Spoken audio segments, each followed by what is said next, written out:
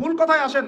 মূল কথা হচ্ছে আমরা ইসলামিক ফ্যামিলিতে জন্ম নিয়েছি, কালিমা লা ইলাহা ইল্লাল্লাহ এর অর্থই বুঝি না।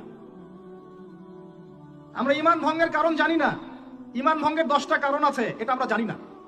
আমরা হয়তো অনেকে জানি ওযু ভঙ্গের কারণ কয়টা, কোন কোন কাজ করলে কোন কোন কথা বললে ঈমান ভঙ্গ হয়ে যায়, এটা আমরা জানি না। মুসলিম পরিবারে জন্ম নিয়েছি আমরা, ইসলামের এই নিয়ামত মোটেই স্বীকার করতে পারি নাই, বুঝতে পারি নাই। যারা সংগ্রাম করে, সবর করে, রক্ত দিয়ে, জীবন দিয়ে ইসলাম প্রতিষ্ঠা করেছিলেন নবীর যুগে, তারা বুঝতেন ইসলামের স্বাদ কি, তৃপ্তি কি, ইসলামের নূর কি জিনিস। রেডিমেড পেয়েছি ইসলাম, ইসলামের আলিফ পর্যন্ত আমাদের ভিতরে ঢোকে নাই এখনো।